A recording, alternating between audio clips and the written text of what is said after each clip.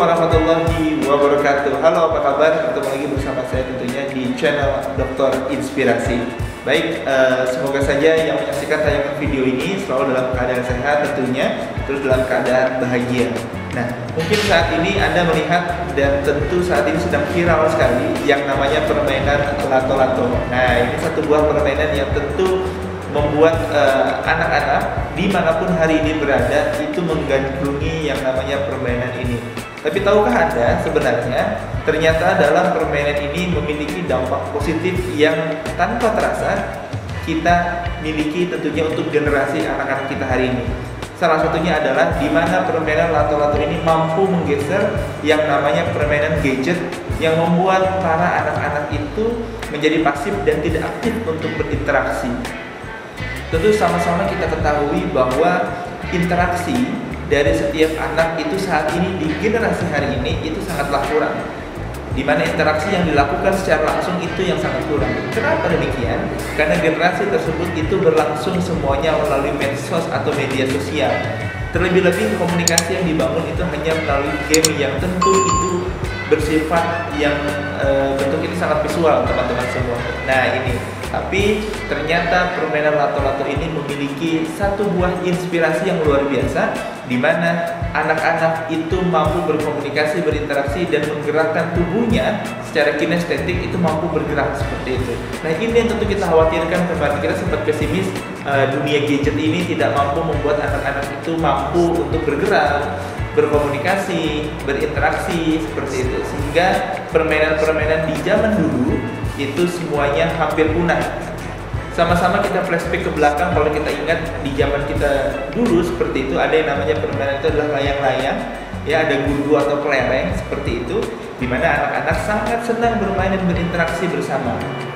Namun hadirnya gadget seperti itu, apalagi di era corona kemarin, sangat mendekatkan anak terhadap gadget. Apalagi ketika orang tua itu dari 0 bulan saja, 0 tahun seperti itu maksud saya, itu sudah membiasakan anak terbiasa untuk memegang gadget.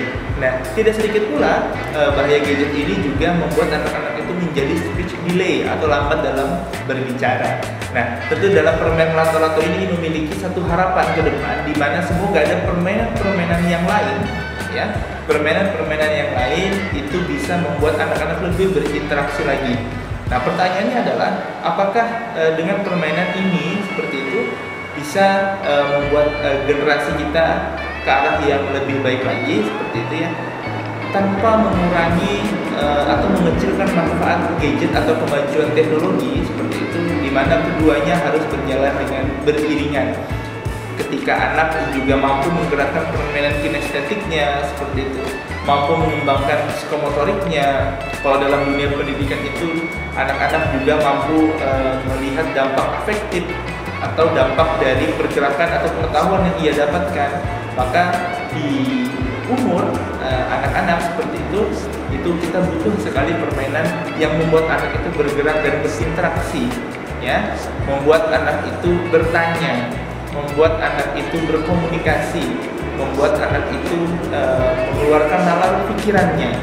Nah, di sini peran orang tua yang tentunya juga tidak boleh mengedepankan anak-anak itu haus akan yang namanya permainan gadget seperti itu. Nah, kalau kita lihat juga kawan-kawan sekalian, teman-teman sekalian, di mana permainan yang bergerak ini itu sudah sangat jarang seperti itu dimainkan.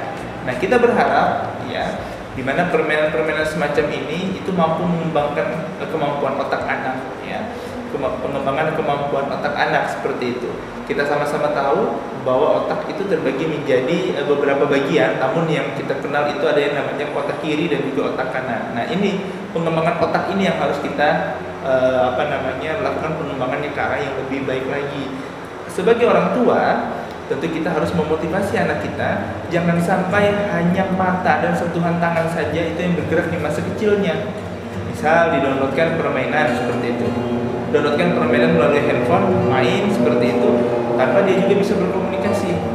Memang ketika kita memberikan permainan handphone kepada anak, anak itu akan mudah untuk diam, tidak rewel, tidak mengganggu aktivitas orang tuanya, tapi sesungguhnya di situ dia kehilangan kemampuan. Kita sedang menghilangkan kemampuan komunikasinya, kita sedang menghilangkan kemampuan dia dalam menggerakkan psikomotoriknya, kita menghilangkan ranah kognitif atau dia ingin tahunya seperti itu. Kenapa? Karena kita berikan gadget sebagai sarana untuk dia tidak melakukan pergerakan seperti itu. Nah, maka dari itu kawan-kawan sekalian, permainan lato-lato ini seperti yang kita harapkan bersama memang juga tidak lepas dari yang namanya dampak negatif seperti itu.